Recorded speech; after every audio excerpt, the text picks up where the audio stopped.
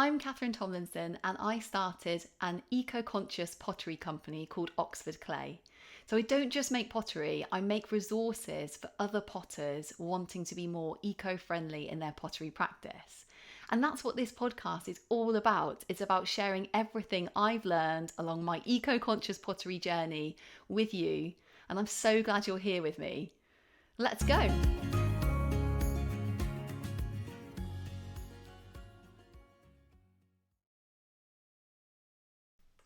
Hello and welcome back to the Oxford Clay Pottery Podcast. I'm Catherine Tomlinson, and in today's episode, we're going to be talking about some really simple material swaps that you can do in pottery to be more eco-conscious. In pottery, a lot of the materials are quite similar, and it is possible to kind of switch materials if one is, say like more eco-conscious than another. And that is not going to cause your clay or glaze, any major problems. So that's what we're basically talking about now. We're talking about materials that you might be, mixing into a glaze. You might be, using in a glaze recipe. If you make your own clay, you might be using some of these in a clay. And we're really just going to talk about, some very easy swaps you can make that really won't make a difference to that, much of a difference that glaze you're making or that clay you're making. Okay, so, and these are things that I've actually tried. They're tried and tested material swaps. So I just thought that I'd tell you about them because they've improved the environmental friendliness of my pottery practice. And I'll sort of tell you the rationale for that as well. So, so the rationale is that using materials closer to you is actually it will cut down on CO2 emissions because it's cut down on the haulage and the transportation that's needed to get that material to you. So for example, if you think about, so wherever you are, there'll be local natural materials that you can use for pottery. And those will have less of a carbon footprint than if you were kind of trying to use materials from like the other side of the world, for example. So that's one of the basic sort of principles, the basic rationale for some of these material swaps. The other rationale that's used for some of the material swaps is that some materials, the way the supply chains of them are sort of less kind of that cause more harm basically to sort of animals, people and the environment than other materials in the way that they're mined and sort of processed and transported. So let's get onto the materials and you'll see what I mean.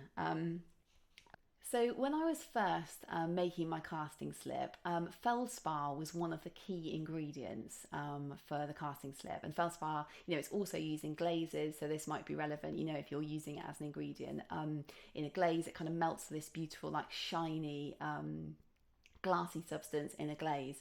So in the casting slip, I was like, right, I need a feldspar with a very high melting point because when you're making slip cast work, it's very prone to warping anyway, but you need a feldspar with a very high melting temperature so that when it's fired in the kiln, it sort of stops the pot from warping as much. So if you've got a lower feldspar with a lower melting point, it can just like warp your work when it's fired basically, which is like really annoying, as you can imagine. So the one with the highest melting point I found was potash feldspar. And that feldspar, like when I was looking down the list in the pottery supplier, I was looking online, I could see all the different feldspars they stocked and where they came from, basically. And potash feldspar is, the most ideal feldspar, really, for me. But that was mined in the USA. And I wondered if there was one that was like mined closer. I thought about like the kind of CO2 emissions that would take, from, basically transporting it from USA, all the way over to the UK. And I just wondered if there was a feldspar that was closer to me. And I looked down the list and I could see that there was soda feldspar, and that was actually mined in Spain. So like, pretty close.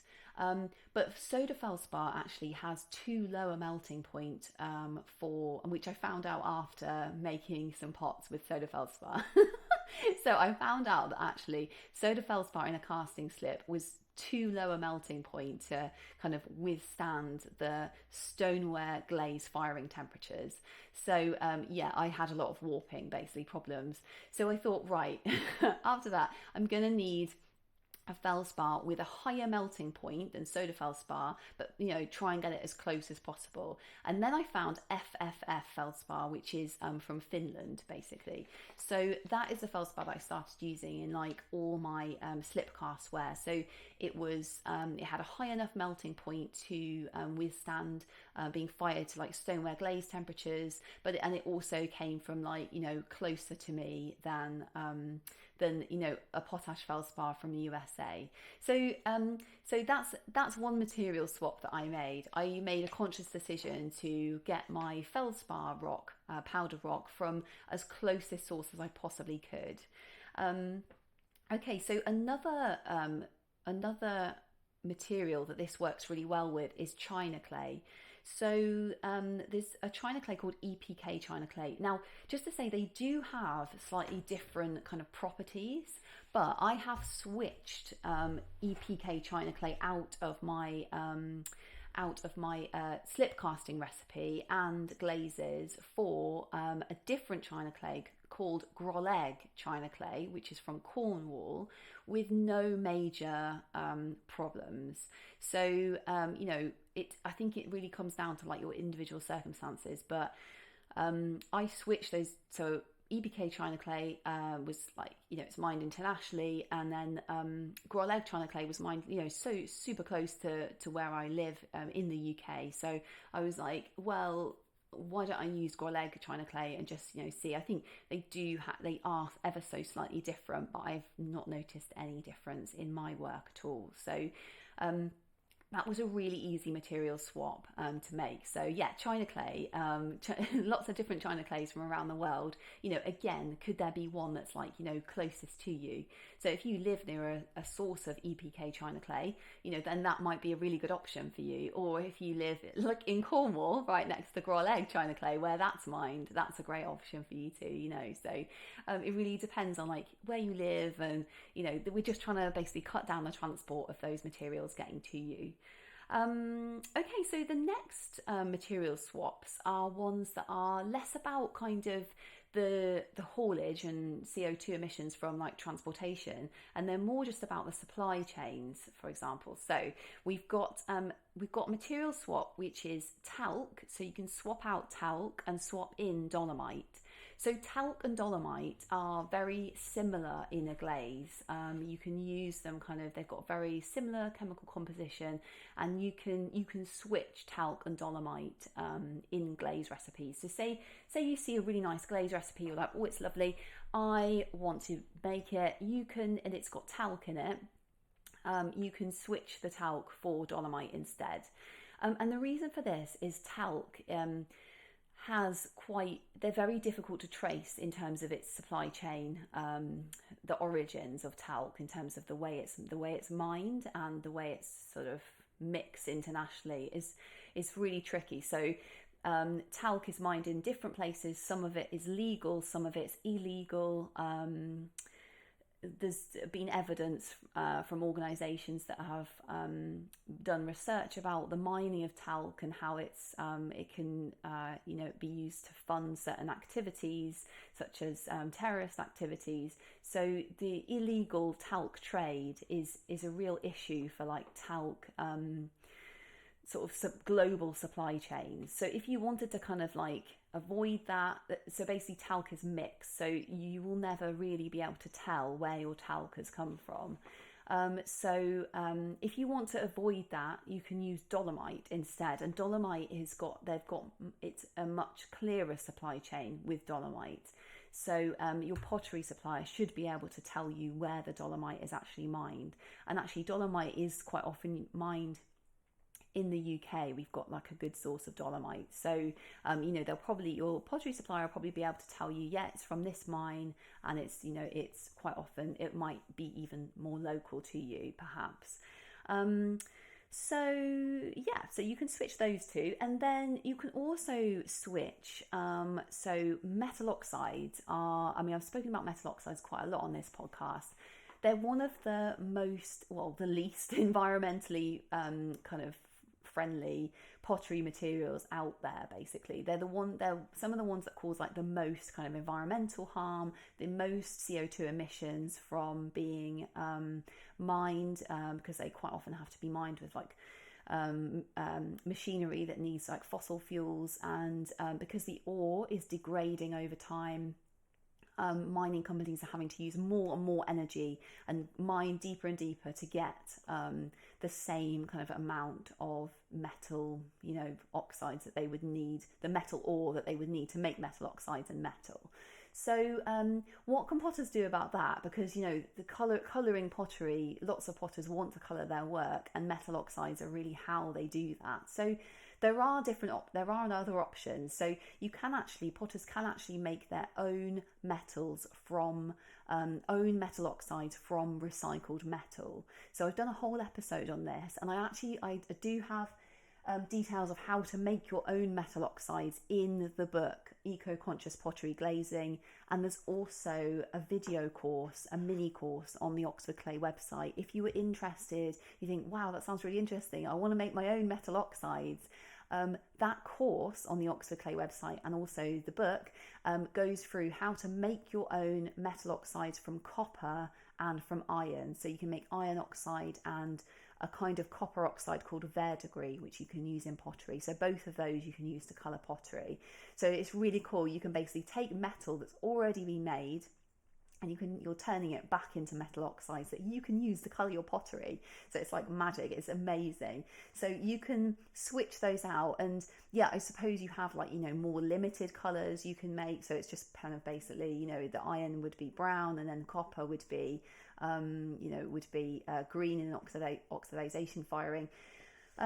But like, yeah, it's definitely an option if you wanted to maybe, supplement some of the colours you're making, colours you're using. You could supplement them with, recycled oxides that you've made yourself as well.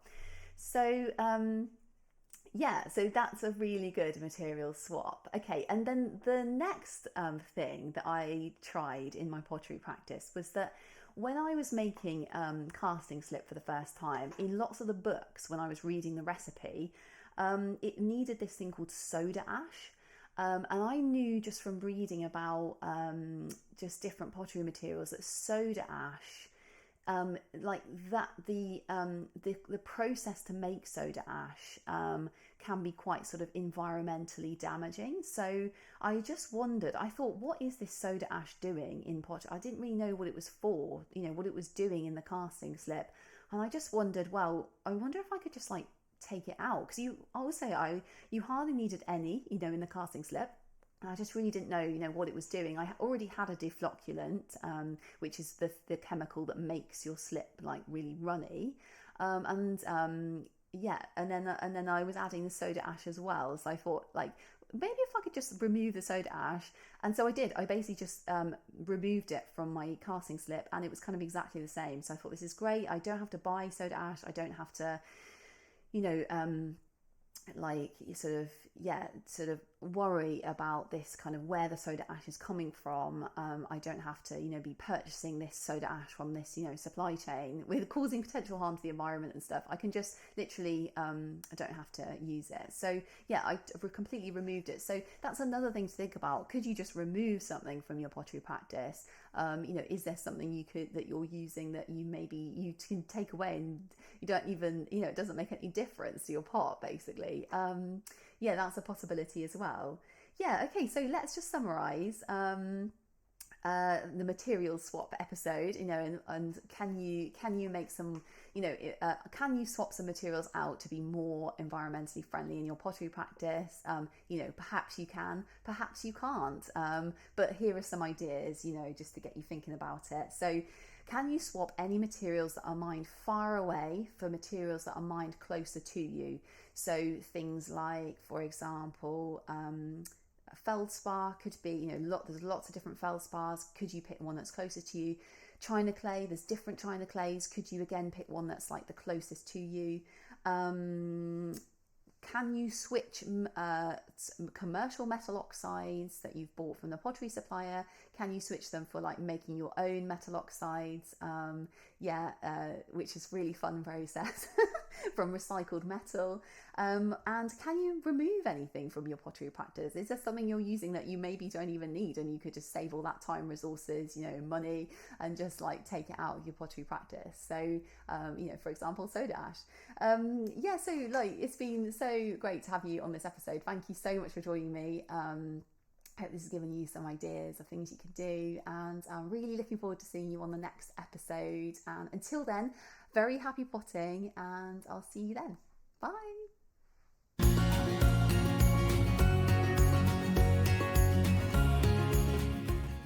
So if you enjoyed that and you're interested to learn more about eco-conscious pottery, head over to the Oxford Clay website, which is www.oxfordclay.co.uk. I can't wait to see you there.